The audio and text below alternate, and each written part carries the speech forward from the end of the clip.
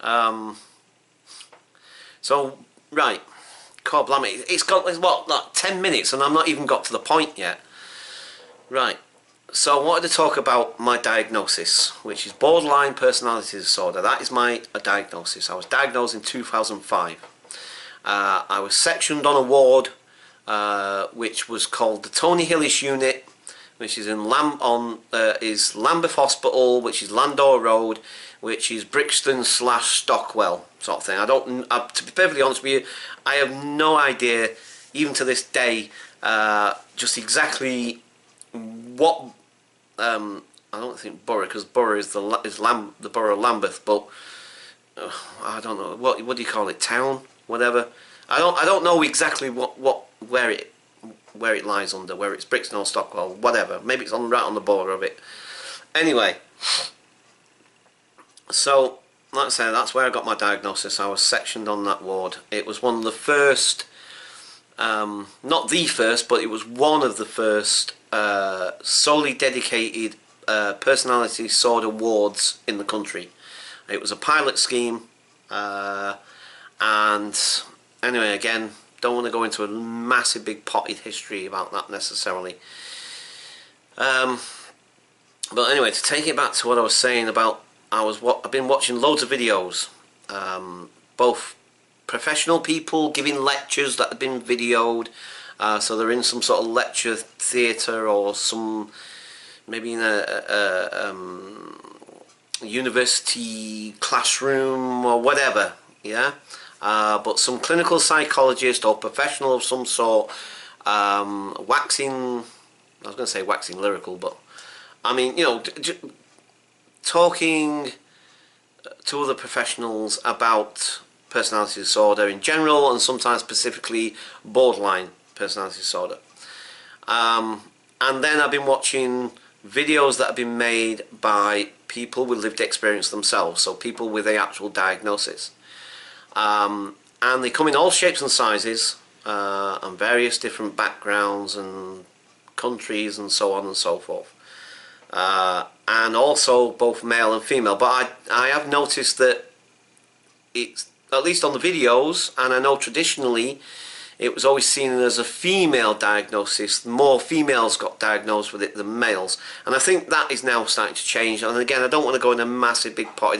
We could be here until next week if I try. So I'm trying to keep succinct here, trying to stay on topic and try to keep things as what's the name as possible. So anyway, but as I've been watching it, a couple of things have been striking me about the various people, particularly the people like myself with lived experience, and one, how different each person is. Well, I mean, of course, we're all different anyway. I understand that we're all unique, but just in terms of their presentation, also in terms of their kind of views and their take, if you like, if that's the right way of framing that, their own personal view of the diagnosis that they have and how it affects them and how it affects the people around them and so on. And you know, I found it really interesting, really fascinating, but also obviously because of my own personal diagnosis, also feeling very affected by what they're saying and how they feel and so forth. Particularly more so, I suppose, some of the people that were in much more of a distressed frame of mind whilst they were doing their video. And to be quite honest, those videos for me were the much more poignant and emotionally charged and I don't know, I don't know. Sometimes words, you know, I love words generally, even though I'm dyslexic. I actually love words, and again, it's not about blowing my own trumpet necessarily, but I know I have a large vocabulary. I've got very good comprehension, blah blah blah blah blah. But a lot of the time, and you've probably noticed, especially people that are regular to my channel, and I think I will put this on both my channels. I know for my 50 odd subscribers on my main channel, this will probably be extremely boring and you'll want to turn off. Fair enough, you know, you want to turn it off, that's fine, do you know what I mean? But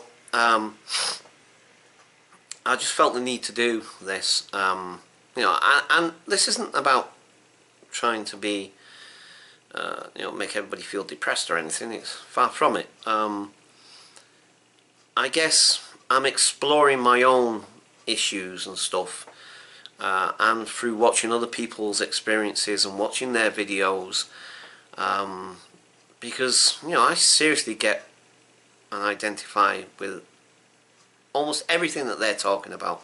There may be the odd thing here and there that I don't quite identify with, quite possibly, but the vast majority of the things they're talking about I will definitely identify with. And the thing is that I'll identify it with it not necessarily in an historic point of view either,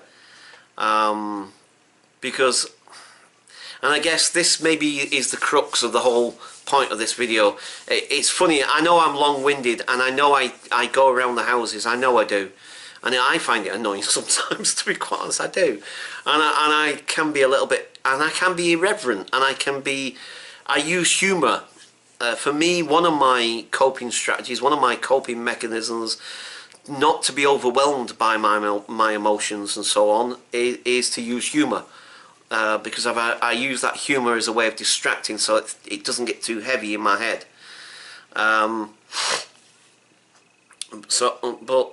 I'm trying not to do that right now. So the thing is that, as I say, some of the things that they're talking about are not necessarily that historical for me, because over these last few years, I've lived in this flat, like I said, 7 years. My treatment for my diagnosis, when I was diagnosed, started probably started a little bit before then, but that was more about other issues, and also it, you know, and it kind of centered around my addiction issues and so forth and what have you. But my actual official treatment, if you like, of my personality disorder, mainly being DBT, which is dialectical behaviour therapy, which was created and devised by Marshall Linehan.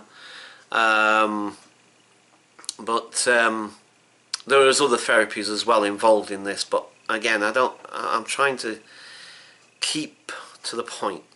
The thing is that I guess I couldn't actually, when I was on the hospital, when I was sectioned on the Tony Hillis unit at that point in my life, in some ways, yeah, I don't know, I can't find a way of it. I don't know how to articulate this.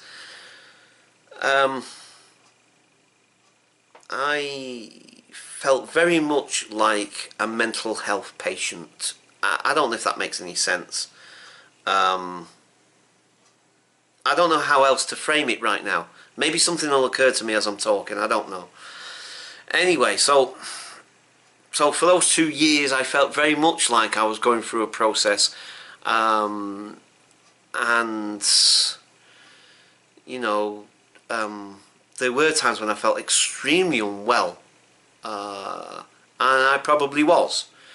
But then, again, try to fast forward and get to the point where I've moved into this flat, and 7 years ago, and at various different points within that 7 years, up until I don't know exactly when, because like I say, I can't honestly pinpoint this now. It's hard to think back to other times. I can think about more recent stuff, but not that much further back.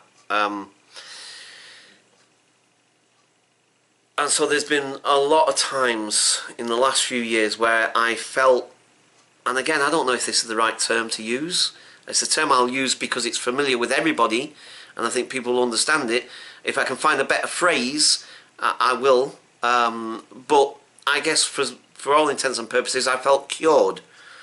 I felt I was no longer a patient. I felt, you know, I stopped identifying myself in that sense. And I think over the last few years I've started to try and evolve and develop who I am and who I think I am, and you know, where's my place in the world, what am I supposed to do in my life, all of those things, I guess. But this, and like I say, I can't pin it down any closer than this. It might go further back than this. Just another thought popped into my head. Maybe it even goes back to when I was still signing on. So maybe even in the early days of moving in here, I don't know exactly, but I know there's been some good chunk of time, good chunk of periods where I felt, I don't know, should I say normal, or cured, or stable. I don't know. The word normal keeps popping in my head, and I know most people hate that word. I hate that word, because what is normal, eh? Anyway, but like I said, more or less felt as if, like, yeah, you know, all that treatment and everything, and I now deliver the training, raising awareness about this. This is how I make my living. Right, like I say, you'll see the video that I uploaded of my morning when I'm working, my routine when I get to the bridge school, and how I set things up. So essentially, in some way, feeling slightly like a bit of a professional in that sense that, you know, I'm doing a responsible job here, and I'm feeling like I'm contributing to something to society, and so on.